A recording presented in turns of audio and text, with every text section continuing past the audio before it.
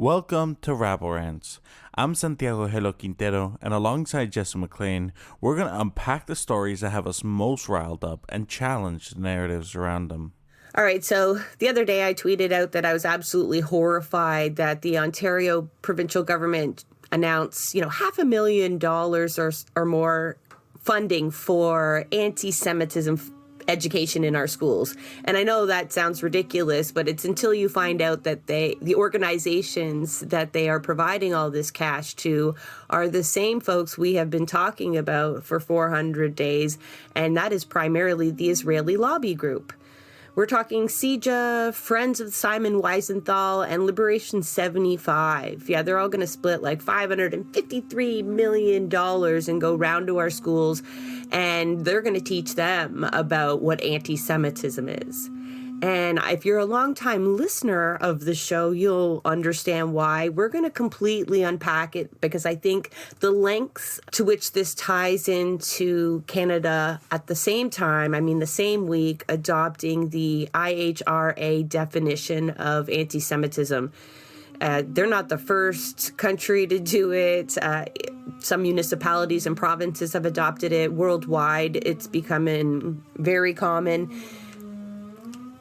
even though the objections to it are great. So that's primarily what this Rabble Rants is going to be about, not just unpacking the Ontario funding, but the definition and what that means for people working within the movement right now. Even if we just kind of set aside the definition and problems right now, because those organizations, they all completely push this definition of anti-Semitism, which conflates anti-Zionism or even anti-Israeli critique with anti-Semitism or being anti-Jewish. And, that's a problem for so many reasons. But these organizations are not the ones to be teaching our children, even if they had a well-defined, idea that they were providing. It's the tactics that they have employed and the fact that these organizations have been actively celebrating the actions of the Israeli troops. They have been at the forefront of harassing Palestinian solidarity activists, any media that dares to challenge the Israeli narrative, and they have been a formidable presence here in Canada to try to suppress Palestinian solidarity. They spew anti-Palestinian racism daily, unchecked. And the fact that they're so tightly embraced and this definition is being adopted with a legal framework, officially, is very, very dangerous. This is a slippery slope to fascism.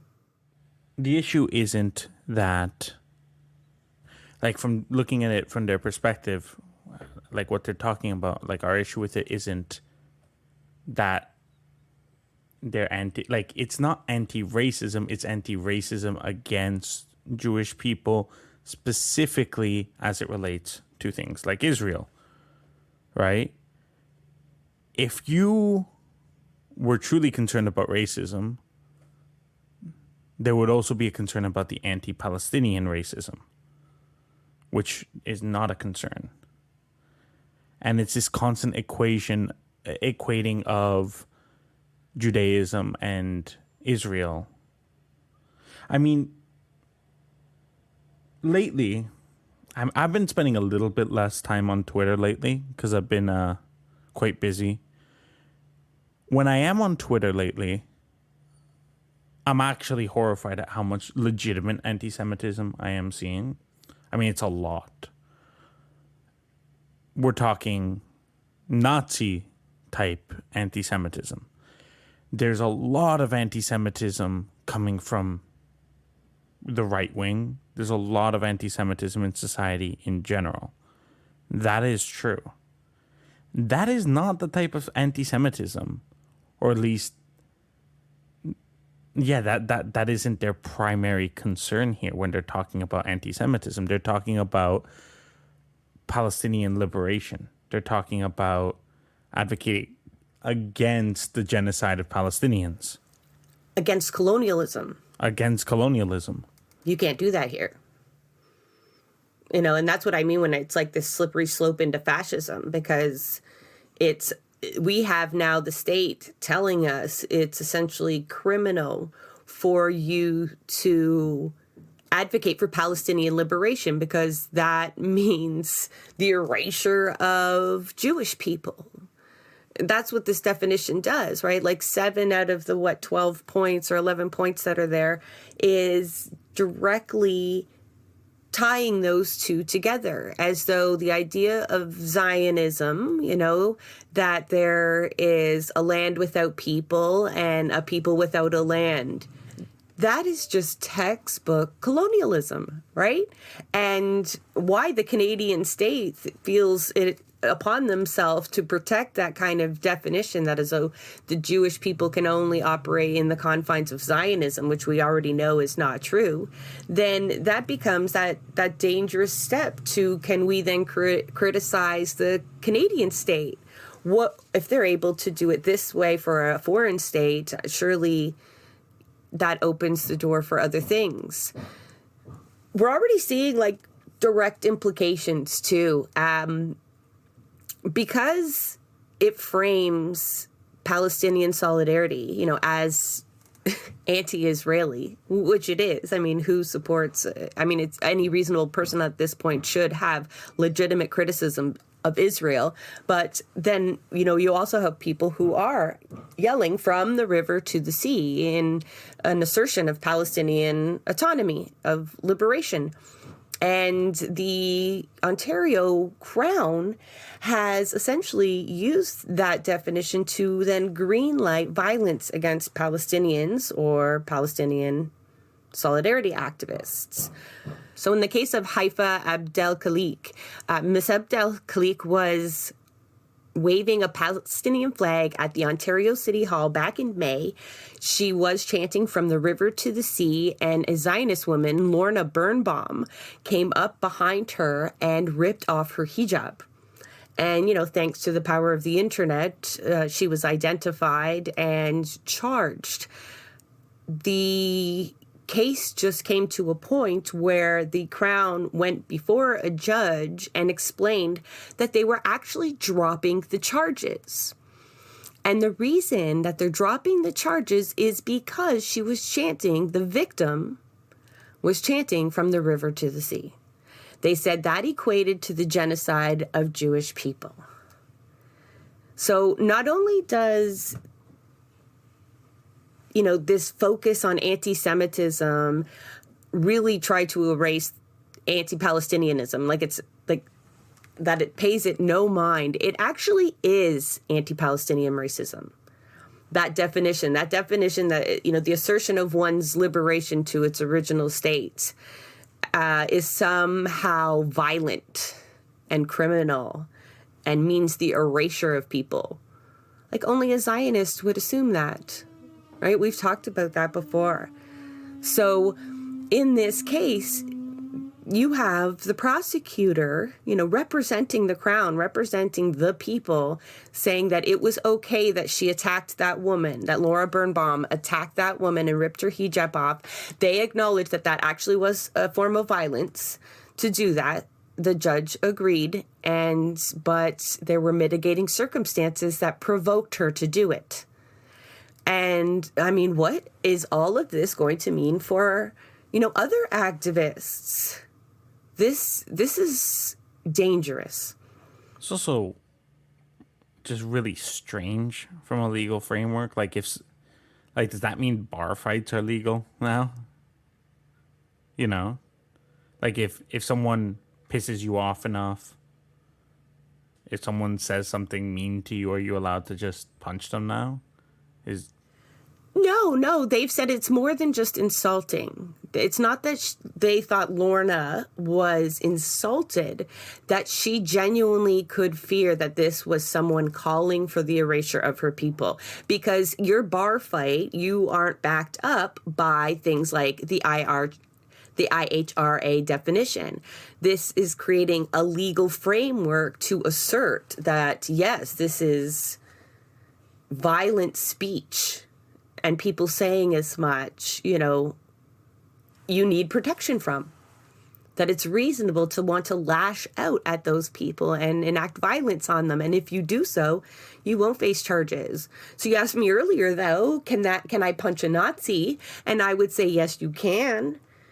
Because a Nazi would generally be advocating for this, advocating for a Jewish genocide, right? Like, there would be no arguing that. So I would say although there's a dark side to that, surely we can all punch Nazis now, legally. Yeah, I mean, I've been at rallies where I've both photographed and seen people doing Nazi salutes in front of police. Police obviously do nothing, not that we would expect them to. Be nice to know that we can just punch them, apparently. I mean, I'll take that win, but clearly that's not who this is targeting, and it's not who they're concerned about. I mean, I've genuinely heard very little conversation about the legitimate rise of old school anti-Semitism.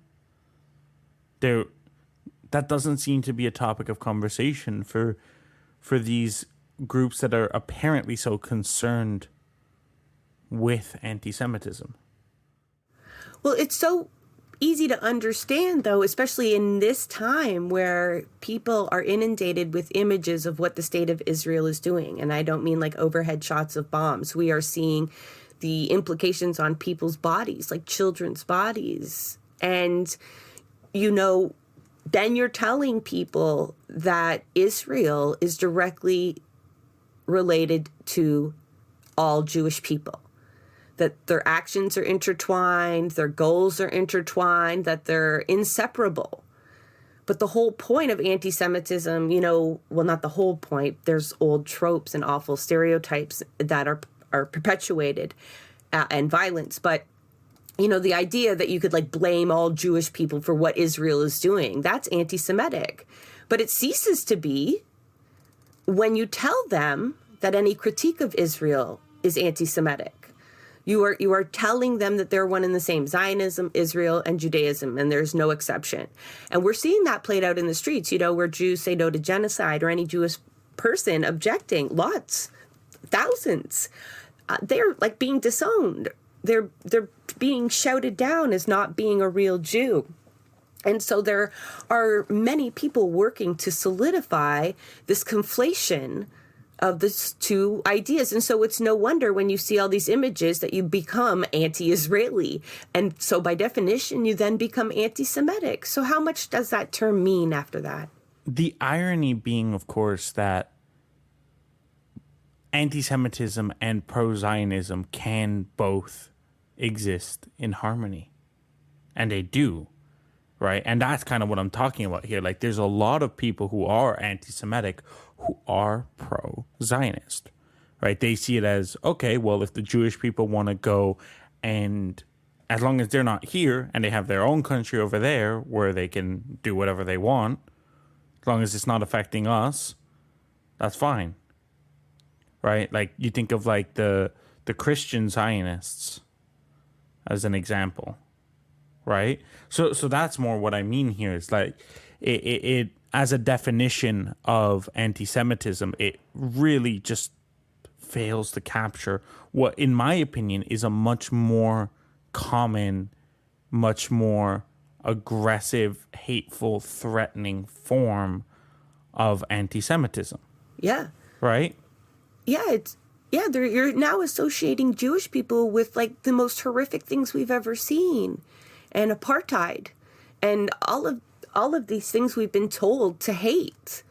And so, yeah, it's those people obviously don't give a shit about actually stopping anti-Semitism or any kind of racism.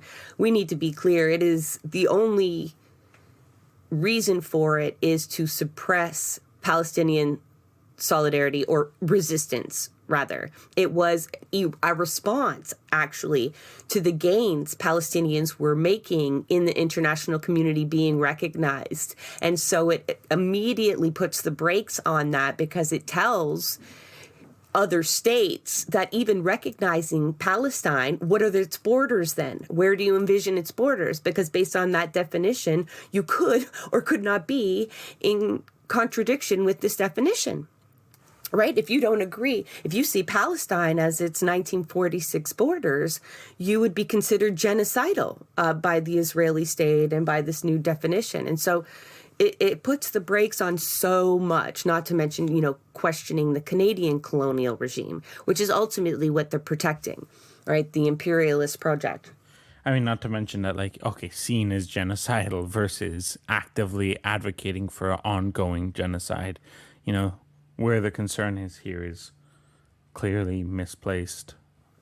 I want to go back to the story from Ottawa of the charges being dropped against Lorna Birnbaum. Fun, not so fun note. The Crown in this case, Moise Karimji, is on the list of people we know sitting on the hate working group that is in the Ontario General's Office of Ontario.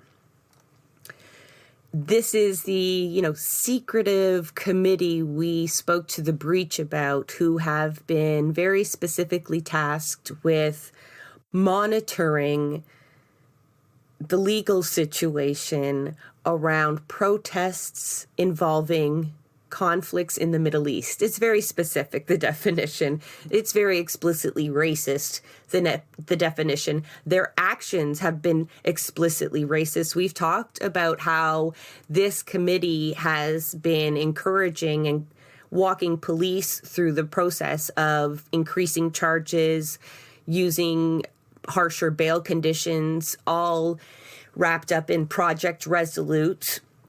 I will link many episodes to more deep information into this, but, now we see how this group is playing out in court on the prosecution side, not just the policing side. And then we're seeing justices like Trevor Brown agreeing with it and greenlighting it. So the family of Haifa Abdelkhalik are launching a petition. They are asking people to appeal to the Attorney General's office and to reconsider the Crown's decision to drop those charges. It's such a dangerous precedent, but one that is completely supported with this definition being adopted. And the timing becomes even more worrying when you think of the fact that, of the 90, I think, 6+ activists just in the Toronto area alone that are facing charges under this hate working group, right? Like, not directly under them, but, their cases are likely being manhandled by this group completely, who are now then equipped with this new definition. I really see this as another weapon in their toolbox to be able to then frame those arrestees in a new light legally. You can't just imply that they're genocidal people, trying to bring down the state. It's almost like by definition they are. And so, police actions against them, what does that mean? I wonder what this means for our comrades in the streets now that folks know simply chanting a chant about Palestinian liberation is enough to excuse the violence. Yeah, it brings up questions about, the fears about the vigilantism that we're seeing, right? Like these groups that like the ones that we've been seeing at UFT campuses, right? It is a very dangerous precedent. Does that mean that they can just, go up and just bare knuckle brawl with a large crowd of Palestinian supporters the second they say to the river, from the river to the sea? And what other chance? Yeah. People are getting arrested for waving Hezbollah flags. I mean, that really is what the president would say, right? that there would be no charges then. Well, then, I mean, that really is starting to look like fascism, right? Oh, absolutely. Because also the victim in the case that we're talking about, she reported that she felt really coerced. I mean, not to mention the fact that she faced like so much harassment and hate that she had to leave Canada and her job. But she felt pressured to accept these charges being dropped by the Crown. You know, she doesn't detail what that meant, but knowing that Moise Karimjee sits on this hate working group and has been missioned with criminalizing Palestinian solidarity, then you really see how fascism plays out on all its levels. Right? It's Palestinian solidarity now, but it's entirely designed as a means to suppress that ultimate critique of the system, any system that they deem so important that they would protect it this way. You know, I mean, we know the answer to what I'm about to ask, but it would be interesting to see them argue if a Palestinian supporter was to punch a Zionist who was saying any of the number of hateful things that I've witnessed at Palestinian rallies, when you have the counter protesters, you know, I mean, they actively will talk about killing children as a good thing, you know, like they will say like all kinds of genocide, literally like there's no sugarcoating the genocidal wording that they use.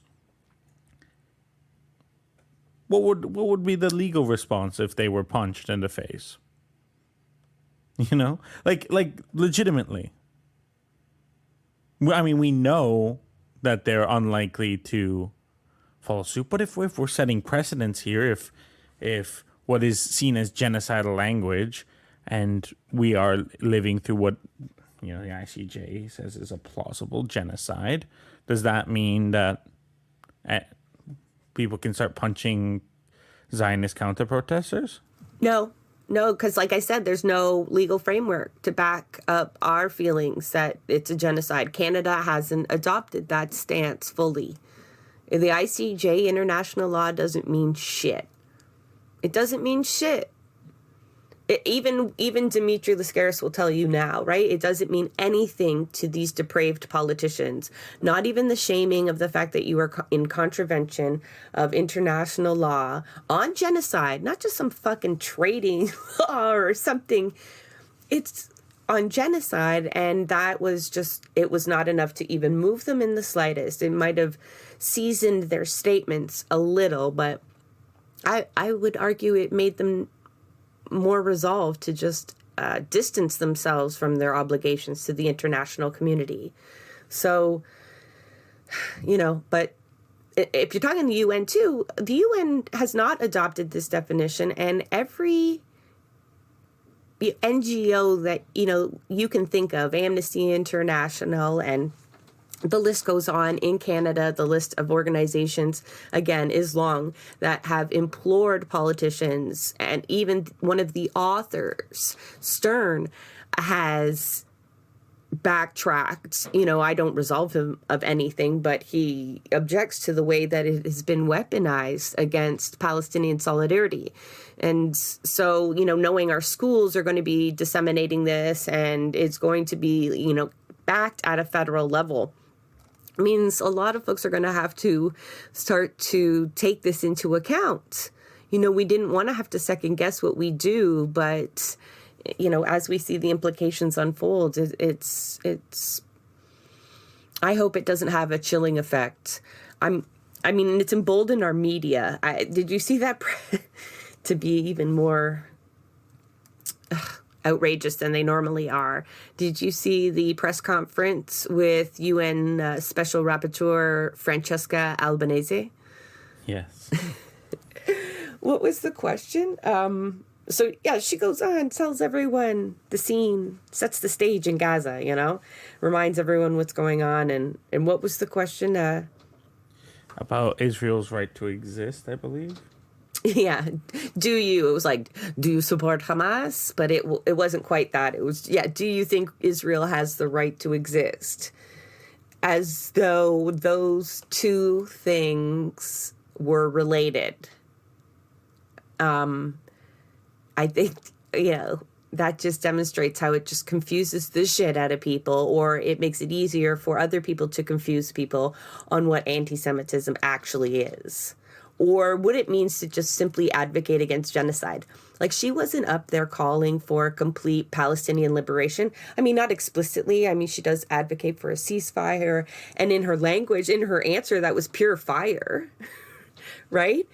Talking about that there are no actual legal parameters within the UN, within the body that she represents, that give a state the right to exist. They either do or they don't. Yeah.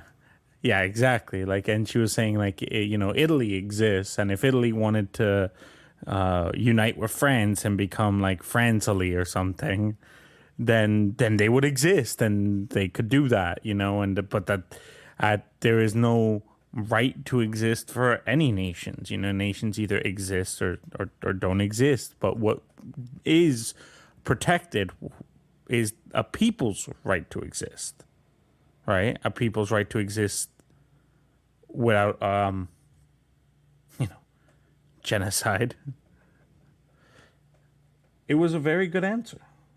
Yeah, it says a lot about our Canadian media that, you can unapologetically, not wearing a mask, get up there and ask that as some sort of legitimate question to somebody who has just described what they had described.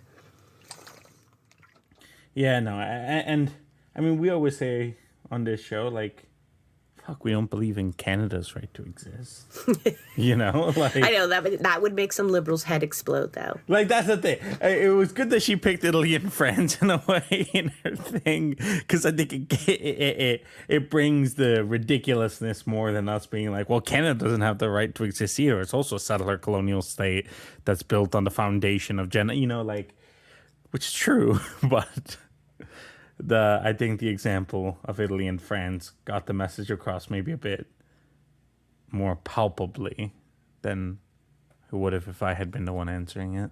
Like, I still can't imagine asking somebody that when we are witnessing the opposite, like we're witnessing the attempted erasure of Palestinian people. That is so hard to argue now. I don't know how you can see that rubble and know the state of the hospitals and the displacement and hear what the state of Israel has to say and not recognize they are trying to completely erase Palestine and take it over. The West Bank is also under attack. Lebanon is under attack. I mean, they're just a colonial state trying to do what it does.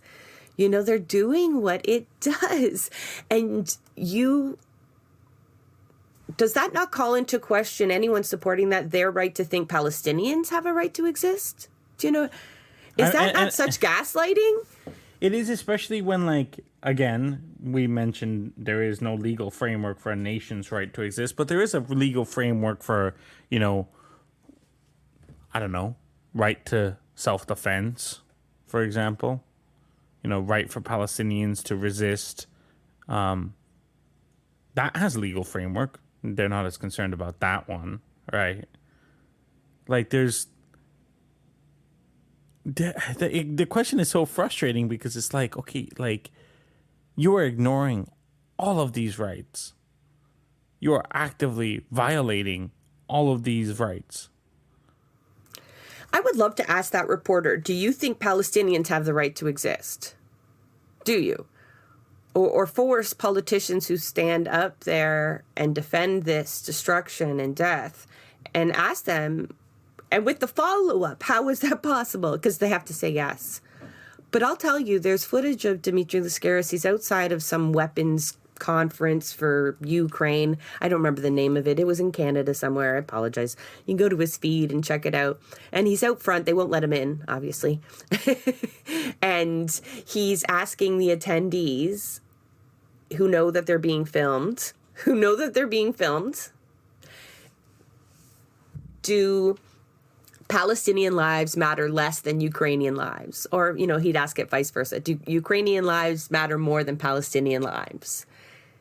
And I think he only got one person to say yes, and that was after they kind of shook their head and laughed like they didn't know what to say. And he follows up. He's like, yes, no, maybe. Is this a hard question for you? Right? And most people were shaking their head, meaning they likely thought no.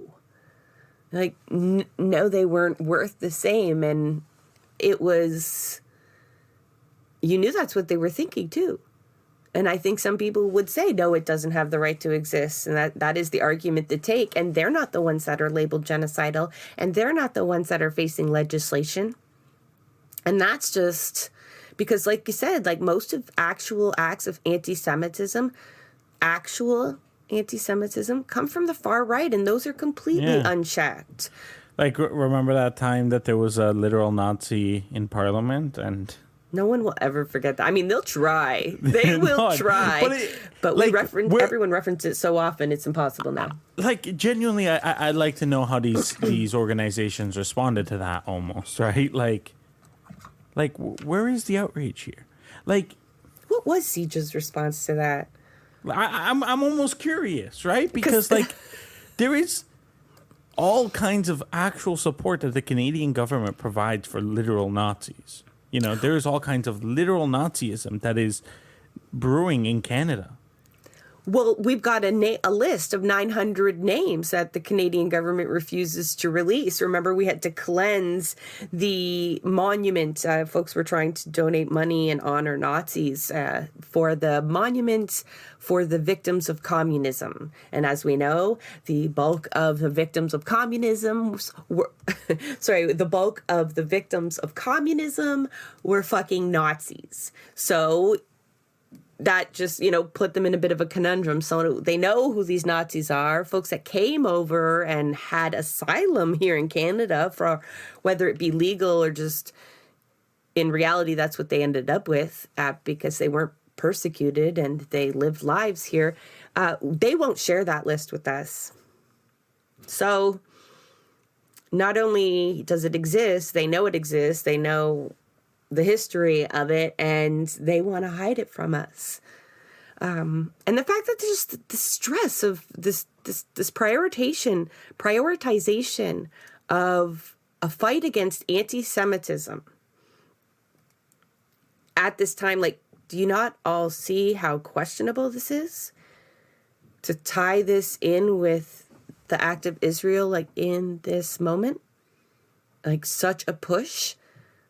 Why is this being prioritized amongst all the other things, and actual acts of anti-Palestinian racism that are happening over and over again? I mean, we saw just the other day a Zionist jump out of his car, leave his kid in the car running on an overpass so he could attack the people flying a Palestinian flag on that overpass with a sign that said, it was literally just a ceasefire sign. It wasn't, we got some more fire signs out there, and this was really, it was honk for a ceasefire, something along the lines of that. And he lost, very basic, from our point of view. We do respect the work.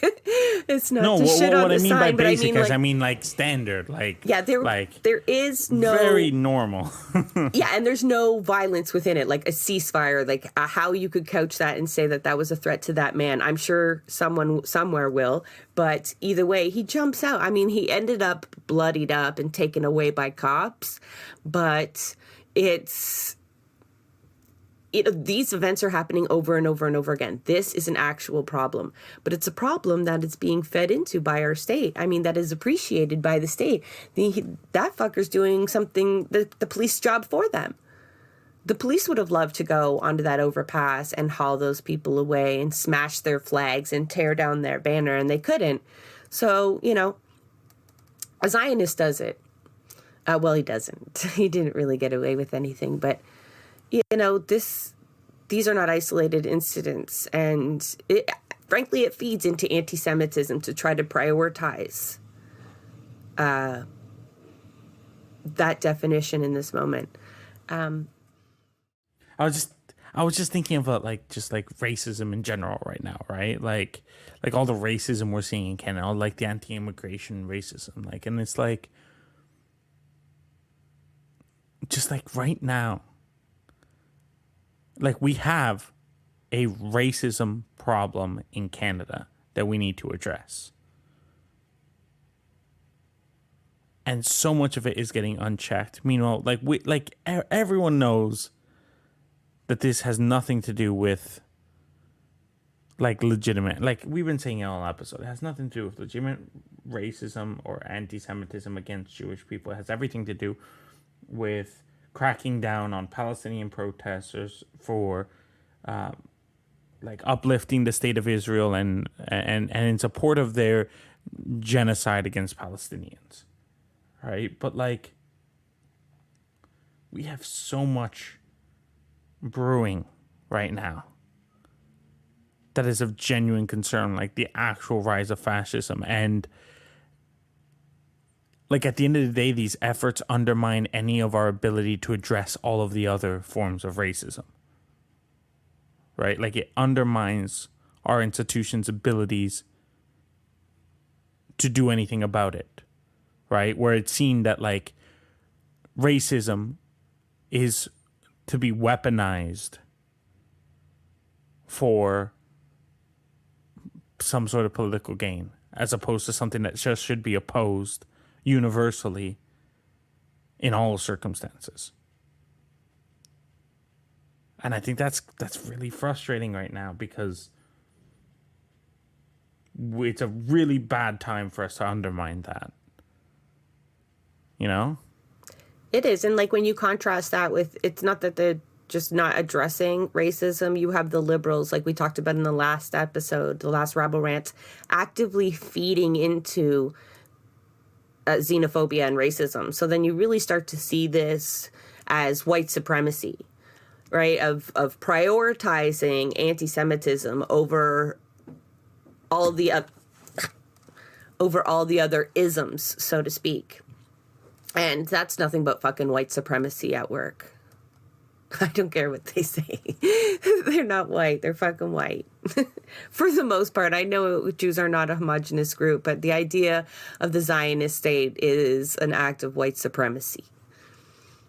It's an incredibly racist state, obviously.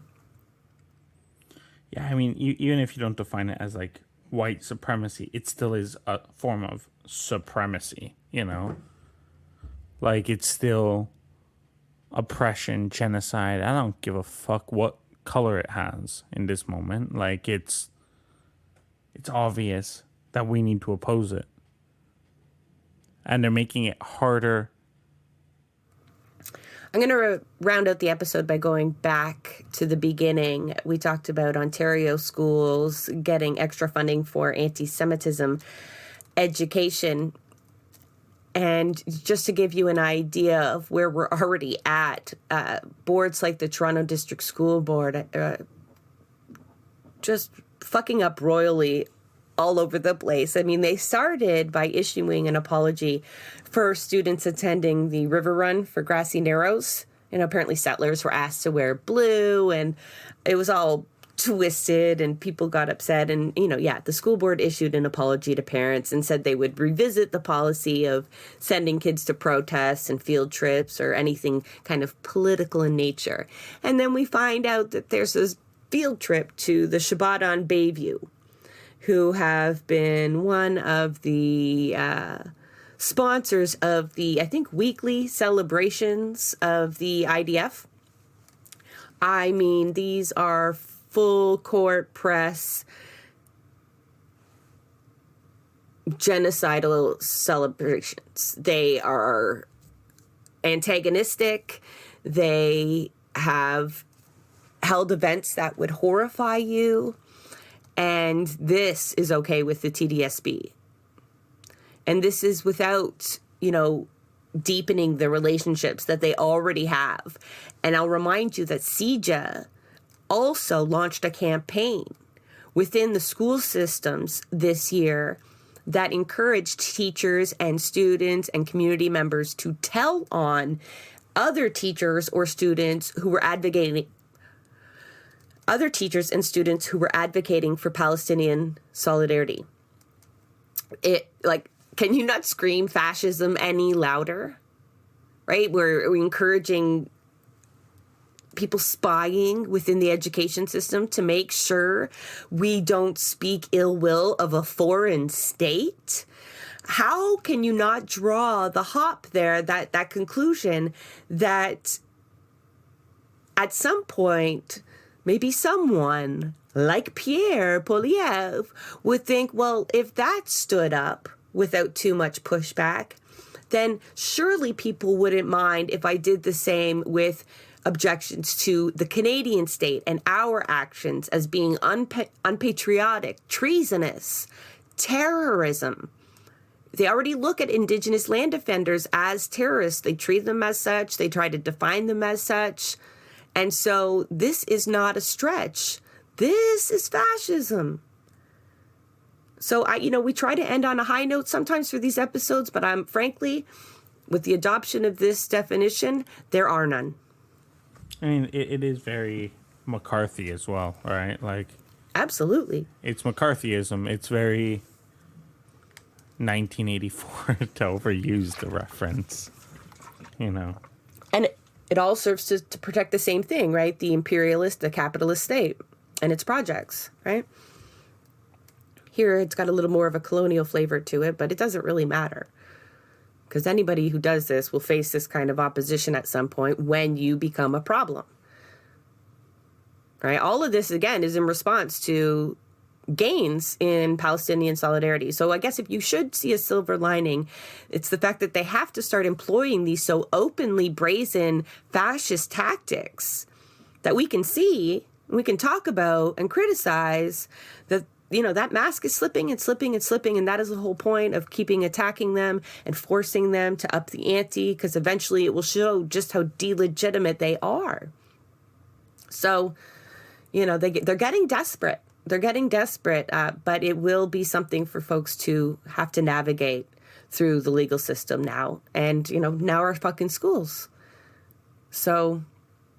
And this was after people were getting gains by, having the, TDSB, for example, introduce anti-Palestinian racism as part of the curriculum, not to perpetuate it, but to learn about it and help define it.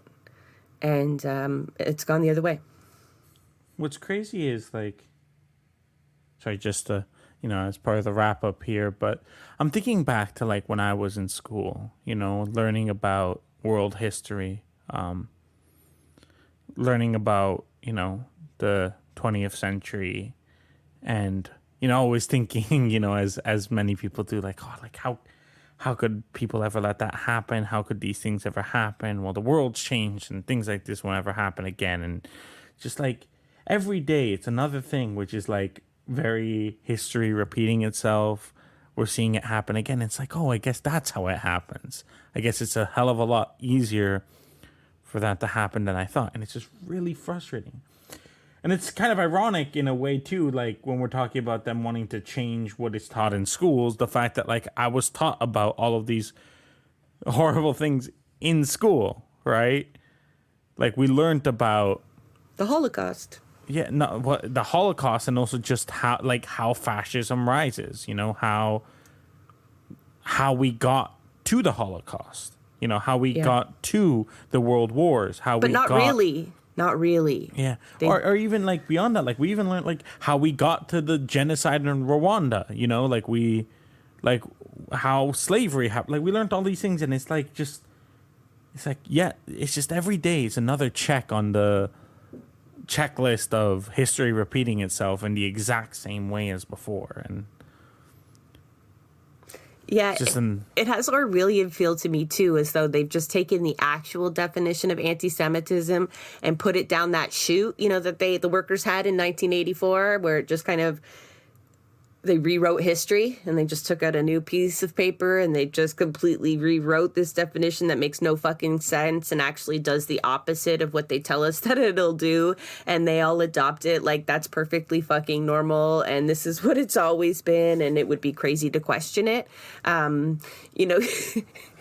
Oh Lord, the parallels, you could just keep going and going. That's the thing, right? Like having been well read through all of these things and reading all of these dystopian novels and all these things, it's like They're not. I used to look at dystopia as a genre where it's like, okay, well, we're exaggerating things to reflect things about our society right now, like kind of, like No. But every day it's like, no, actually dystopia doesn't exaggerate shit. It's just a warning, They like are predictive texts. like and like it's not new. Everyone lives through this in history. History does kind of have that cyclical nature to it, but it's just, I feel like we're in a Greek tragedy or something, like it feels very almost, it's just, what the fuck? What do we do? What lessons can we learn from the past to allow this not to happen again? Because like they didn't stop at that time, so what do we do this time? Well, let's hope we've sounded the alarm. Let's hope we've sounded the alarm a lot sooner. And because not only do we learn from revolutions, but hopefully bouts of fascism and the rise of authoritarianism and all of these other things, we kind of can see them for what they are. But, it's not like we haven't been sounding the alarm for some time now. But you know what? No, I think the mask is really, really slipping. I mean, even, I know this is totally unrelated, but even, there's this squirrel. There's a squirrel that like the state took from some guy in the States, and they euthanized this pet squirrel. And the outrage that people felt, I mean, they mobilized so much so that all of the buildings that this institution, I don't know, animal services or whatever the county services that it was, had to shut right across the county or right across the state because they had bomb threats and all these threats because they had taken this man's squirrel and killed it. And it's like, how long can the state behave in such a violent and oppressive way that people don't all start looking around at each other going, none of these fuckers are looking out for us? No. The problem that's is too much. How easy it is to manipulate that feeling, right? And point it the wrong way. Because they'll be like, none of these fuckers are looking out for us, but Trump is, Yeah. Like, oh yeah. Or Polyev. Like, how many people are like, none of these fuckers are looking out to us? But you know who is? The career politician who has been in politics his whole life in the House. Like that guy's looking out for us, right? And it just, I mean, for fuck's sakes, we're talking about Orwell. You know who else is a fan of Orwell? Apparently, Elon Musk. Like he posts about the like references to 1984, and I'm like, is there anything that can't be twisted? Is there nothing like? Is nothing sacred? But that's the point, right? Is that like that's the great fucking irony of it? Like, I mean, George Orwell was a socialist, and yet. You mean, so that means a Nazi, right? Like, isn't that how they twist it? That doesn't mean shit to the politically. But that's the thing, right? Is that like they uneducated. somehow manage to like twist everything. Like that's the problem of hoping that like people will have these enlightened realizations. All of it can be twisted. That's the lesson. Everything can be twisted. It really is difficult, and human psychology is a difficult thing, and people's angers, like strong emotions, are easy to twist, right? Like it's all. There's no easy path here. There's no, like, we can't just hope. And I mean, maybe it's a message for like against accelerationism here for a second, but like a lot of people sit around and say stuff like, capitalism will eventually destroy itself. I mean, sure it will, but that doesn't mean that people will just awaken to that it was wrong. Like fascism is waiting. For fuck's sakes. I mean, also random note, it was like 22 degrees on November 5th yesterday. What the fuck? Well, we're not waiting. That's why people should just share our podcasts with everyone. We are trying our fucking darndest to like scream from the rooftops, no war but class war. They just, we need to expand our reach. That's all. That is a wrap on another episode of Blueprints of Disruption. Thank you for joining us. Also, a very big thank you to the producer of our show, Santiago Halu Quintero. Blueprints of Disruption is an independent production operated cooperatively. You can follow us on Twitter at BP of Disruption. If you'd like to help us continue disrupting the status quo, please share our content, and if you have the means, consider becoming a patron. Not only does our support come from the progressive community, so does our content. So reach out to us and let us know what or who we should be amplifying. So until next time, keep disrupting.